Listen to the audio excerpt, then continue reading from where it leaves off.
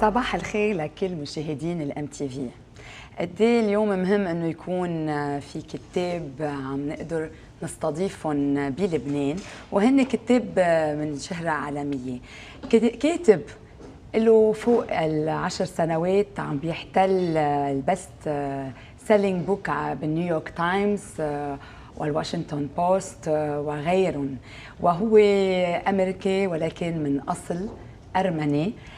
زار لبنان مرة وهلا هيدي زيارته الثانية. وقع كتابه امبارحة، كتابه اللي ما له أشهر بالسوق ولكن كمان أصبح الأكثر مبيعاً بأمريكا. كتبه مترجمة إلى أكثر من 25 لغة، وهيدا شرف كبير لنا باستديوهات الام تي في انه نستضيف الكاتب كريس Bohjalian. You are the most welcome.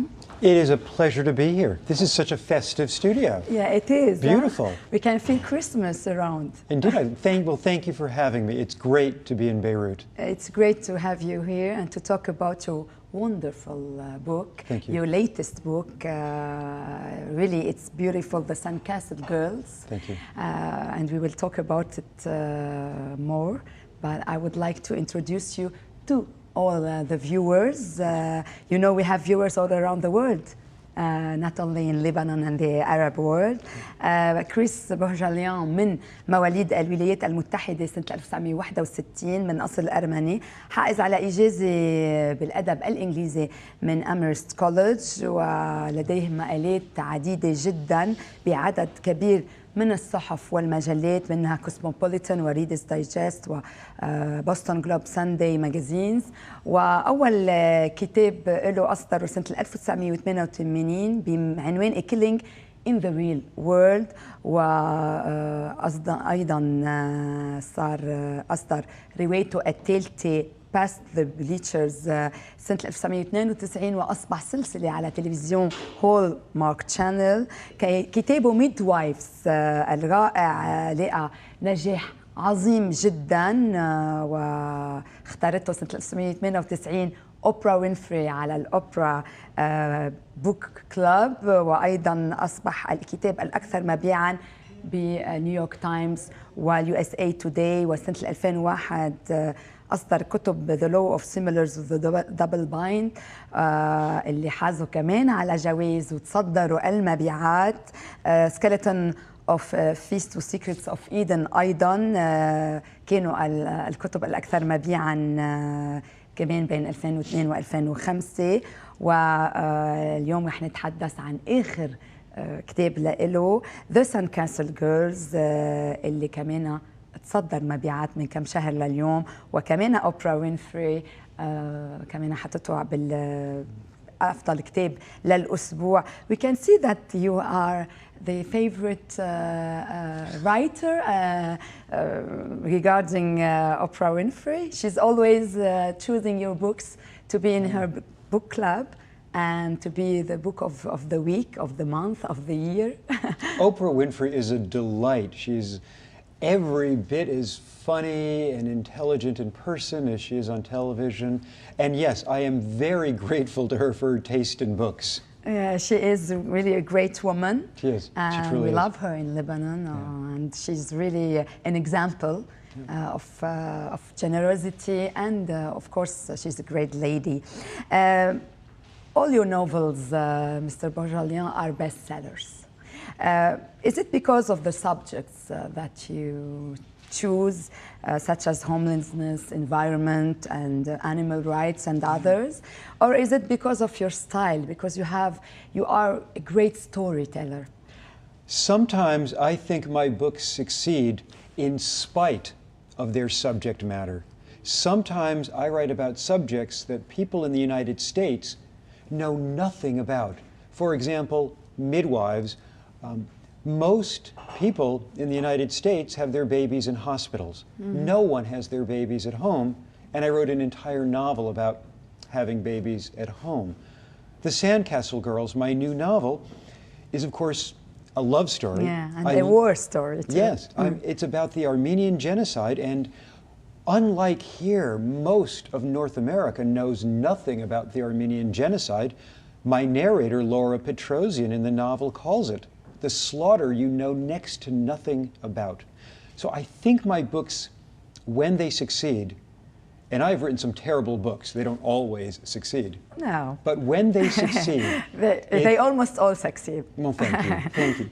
When they succeed, I think it's because I'm writing about ordinary people in extraordinary circumstances. This is what I wanted to ask about. كمان عم بقول له ليه كتبه كلهم عنده 15 كتاب تصدروا المبيعات وكانوا يعني لقوا نجاح عظيم وترجموا إلى 25 لغة. هل لأنه بينقي مواضيع بتهم العالم أو لأنه أسلوبه رائع يعني أسلوب النثر اللي عنده إياه؟ قال لي لأنه أغلبية الوقت بينقي مواضيع شوي الناس ما بتعرف عنا. بالميد وايفز كتابه اللي يعني أصدر نجاح كبير وأصبح كمان فيلم كمان على التلفزيون. قال إنه عم بيحكي كان كيف الأم فيها تولد بالبيت وهو بيعرف كان عم بيحكي لمجتمع أمريكي وين تقريبا 100% من الامات بيولدوا بالمستشفيات على طول. وكتابه جديد اكيد بيحكي عن يعني الجينوسايد تبع ارمينيا. يعني هذا امر مهم جدا ورح نحكي عنه اكثر. You were saying that your novels center around ordinary people facing extraordinarily difficult situations. In your last book there is the story, a love story, but a love story that is happening in a very difficult moment in Armenia. Tell us more about this book, especially that I know, I did some researches, that 20 years ago you tried to write something about the Armenian genocide, but you just put it aside. And now today you wrote the most beautiful book about that with a very beautiful love story. Is it the story of your grandfather?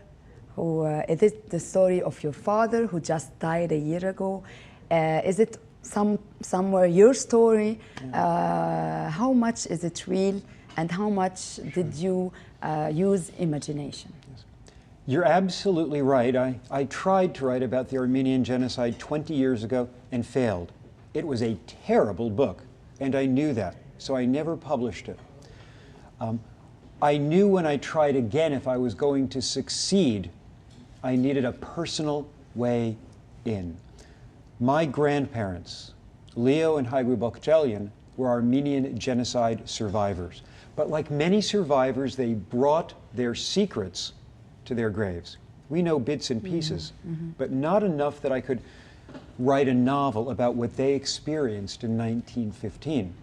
So I began by creating a female version of me, Laura Petrosian, an Armenian-American novelist at midlife who knows too little about her own history and then finds a photograph that leads her to go on a detective journey to 1915, to Aleppo. To tragic Aleppo, once again in the news because of the cataclysmic civil war.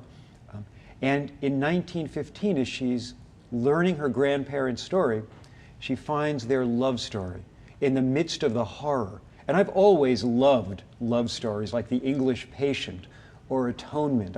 Big, sweeping historical epics and love stories, and that's what I tried to write with this book. So, while Armen Petrosian and Elizabeth Endicott, the lovers in 1915 in Aleppo, are not my grandparents. The grandparents that Laura talks about are my grandparents. That's her house that she would visit, that's their living room, that's their Armenian lacework and their Armenian bookcases and their Armenian books. That all comes from my childhood and their home. عم بسأله عن أكيد آخر كتاب له The Sandcastle Girls اللي عم بيحكي عن مجازر أرمينيا، وسألته بعرف أنا من 20 سنة جرب يكتب كتاب عن جزر أرمينيا ولكن ما نجح. يمكن ما نجح، هلا بدنا نسأله ليه. يمكن ما كان بعد فهم هالقصة طالما هو خلقان بأمريكا، وجده وسته هربوا من مجازر مع أهله، يعني من مجازر أرمينيا. وعم بيقول إنه اليوم قدر يحكي عن هالمواضيع لأنه أول شيء هي قصة حب. قصة حب صارت بحلب من بسنة 1915. وعم بيقول بذات الوقت لما سألته إذا هيدي قصة حقيقية، قصة سته وجده، قصة أهله ووالده اللي توفى من سنة وخبره كل قصته، قال لي إيه أكيد قصتهم، وبذات الوقت مش قصتهم لأنه على طول في قصص خيال وفي قصص كمان حضرته بيقدر يستوحيها من الناس اللي حواليه أيضا. You said while writing The Sandcastle Girls that it is the most important book you will ever write. How do you, why? Why? Especially that you're still very young and you have a lot of books to write. How do you know it is the most? Because is it because you're talking about the Armenian genocide? Yes, yes. I think this book matters to me so much because I am trying to give voice to the 1.5 million who died, because I'm trying to give voice to my grandparents and my great-grandparents who died, and because in some ways this book was a reconnection for me with my roots. My father tried to be as American as he could. I was 14 years old before I discovered that he was still fluent in Armenian and Turkish, because he never used those languages. Never. And I knew you visited Armenia, Yes. not a long time ago. Was it necessary for you to visit Armenia before you write the book or during? My soul needed to visit Armenia. My soul needed to see the mountains that comprise the geography of the Armenian soul. So it was a very, very spiritually uplifting experience for me. In the same way that visiting with the Armenian community here in Beirut is very spiritually moving for me. To get to Antelius. Hamaskayin, I owe big thanks to Hamaskayin. Hamaskayin brought me here to Beirut. Yeah, the publishing house. Yes. Yeah. And last night when His Holiness Aram I was talking about the book, when scholars were speaking about the book in Arabic and English and Armenian, I was moved, very, very moved. عم بسأله أيضا إنه قال إنه وقت كتب هالكتاب قال هيدا أهم كتاب بكتبه بحياتي. قلت له ليه قلت هالشيء، وخاصة بعد عنده كتير كتب يكتبها أيضا. قال لي لأنه عم بيحكي عن مجازر أرمينيا، وعم بيحكي محل يعني عن 1.5 مليون أرميني ماتوا بالمجازر. وأيضا بعرف إنه زار أرمينيا ولأول مرة كان عم بيكتب هالكتاب. قال لي كان ضروري إنه يرجع على يعني واحد جذوره لازم يرجع لهم تيقدر يكتب أفضل، وخاصة كان عمره 14 سنة وقت اكتشف إنه والده بيحكي تركي وأرميني، وما كان يعرف هيدا الشيء لأنه بيو جرب بأمريكا يكون قد ما في أمريكي أيضا. وقال إنه بيتشكر أكيد فاهي سيتيان الببلشنج هاوس دار النشر اللي عزمته، وكان امبارحة حفل رائع بالتوقيع بوجود أرام الأول اللي حكي أمور جميلة جدا أيضا. We can, do you as an Armenian of origins, do you feel a stranger in the United States, or do you feel you are just an American citizen with somehow Armenian origins? Because Armenian in Lebanon, they are Lebanese, 100% Lebanese, like all of us. Do you feel the same, or do you feel a stranger? You know, first of all, I have to make you a promise. I have to learn Arabic when I return and make your life a little bit easier. You're amazing. I think it's wonderful what you're doing, remembering everything I'm saying. You know, I've changed. I've changed. When I was a teenager, when I was a young man, I was virtually unaware of my Armenian roots and my Armenian heritage. My mother was Swedish, my father was Armenian, and my father was always trying to be as American as he could. As I have grown up and grown older, I've rediscovered a lot of what it means to be an Armenian. I define myself now as an Armenian American. سألته إذا بحس حاله غريب بأمريكا، يعني خاصة أنه هو أرمني الأصل، أو بحس حاله أمريكي بس منه أصل أرمني، لأنه اللبنانيين الأرمن اللبنانيين كتير بحسوا حالهم لبنانيين مثلهم أكيد. قال لي لا، أكيد هو أصلا أمه سويدية ووالده أمريكي، وأكيد خلق بأمريكا وعيش بأمريكا، مواطن أمريكي، ولكن مثل كل إنسان الجذور مهمين وواحد بيفتخر فيهم أيضا. Your father died, a year ago, and you promised him somewhere to keep alive this story of his. My father was very excited that I was writing this book, but he had reservations about it. He worried about it. He worried about me writing this book because he was afraid his son was going to write a book that was going to sell 0 copies because in America no one knows of the Armenian genocide. Yeah. So he was proud of me for writing it, but he was afraid that it might not succeed. Did you encounter some Turkish I don't know, problems for publishing this book, or no? No. Did it reach Turkey? Well, I have a Turkish publisher, and they're wonderful, and they sold a lot of copies of Midwives in the double bind. They have not made an offer on the Sandcastle Girls, but perhaps they will. That's why you didn't encounter any censorship or something. سألته إذا هذا الكتاب كمان تحية لوالده اللي توفى من سنة. أكيد كان بيو كتير فخور فيه إنه عم بيحكي عن قصة أرمينيا والمجزرة الأرمنية، وأيضا قال إنه بس كان خيفان إنه كتابه ما يبيع قد ما بيعوا كتبه الآخرين، لأنه ما حدا بأمريكا كان يعرف شيء عن الشعب الأرمني والمجزرة الأرمنية. وسألته إذا بتركيا صار في أي مشكلة أو الأتراك جربوا أنه يمنعوا بيع الكتاب. قال لي أنه أصلاً بعد ما انطلب من دار النشر اللي بيشتغل معهم بتركيا. How do you feel about being the most praised, one of the most praised writers today in the United States? I love my life. I lead a very, very fun life. The idea that I get to come to Beirut is thrilling. But I try to keep it in perspective that there are a lot of writers in the United States who are a lot better than I am. In some cases they are... I can add you are very humble. No. I mean, in some cases there are writers who are receiving the accolades they deserve. And then there are all kinds of writers who are better than I am and have not yet been discovered, or whose work doesn't sell the way my books sell, but should. And so I try never to lose sight of that.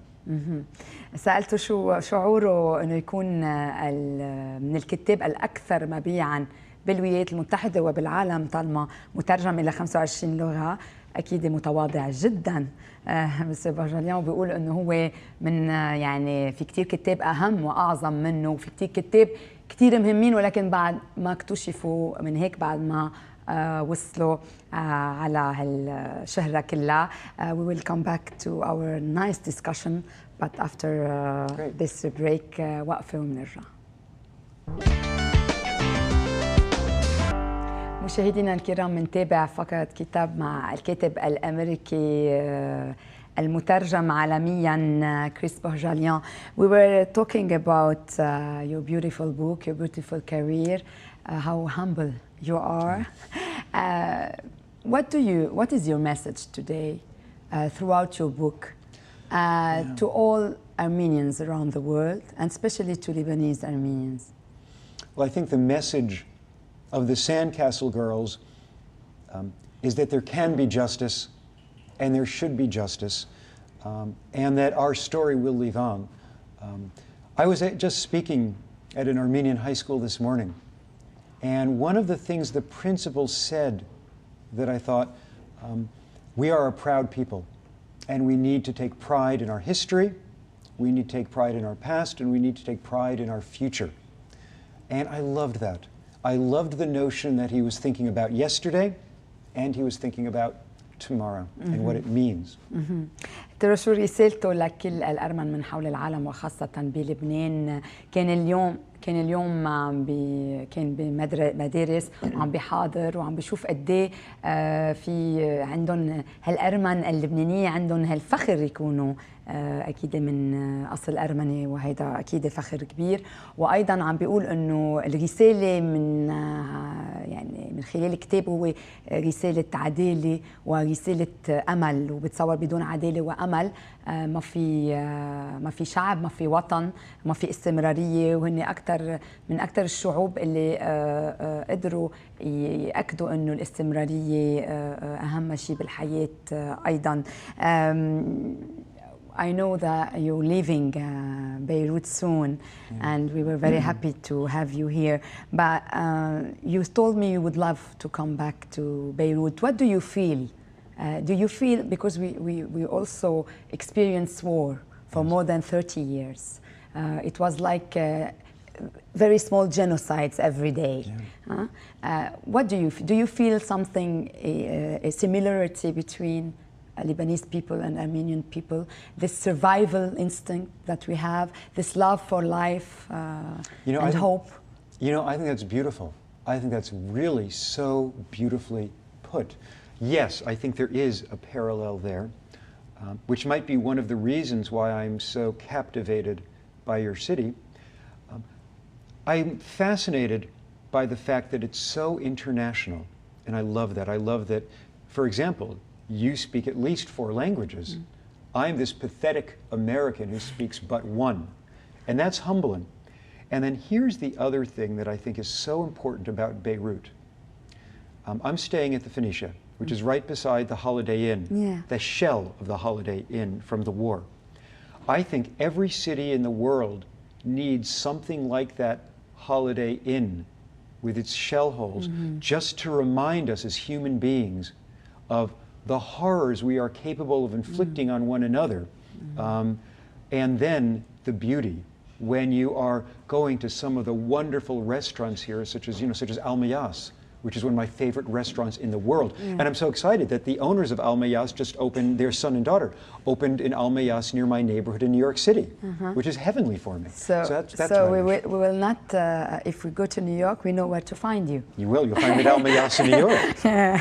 عم بقول له أكيد شو في يعني بين الشعب اللبناني والشعب الأرميني يعني في شبه كتير، خاصة إنه دنتنا عشنا مأساة، وقال لي إنه الجميل بالشعب اللبناني بيحكي 4 لغات والحضارة الحلوة، وعطى هالمثل إنه قاعد بالفينيسا وحد الهوليداي إن اللي أكيد شو باقي منه من الحرب، ولكن عم بيقول بكل بلد لازم يكون في هالهوليداي إن كرمز للوحشية ولا اللي ممكن الإنسان يكون يوصل له، وهذا تيضله يتذكر إنه هو إنسان ويرجع على إنسانيته. Before telling you thank you كمان بيصيرنا إني أحكي عن ألينز بوكيه أوف سويتس، كتاب يعني الكاتب بدبي، وهو في أكثر من 109 وصفة للحلويات وخاصة قبل العيد، ومنها حلويات أرمنية.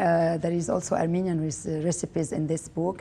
موجود بكل المكتبات، أكثر من 109 وصفة مع صورهم، حلويات للعيد رائعين، وموجود بكل المكتبات.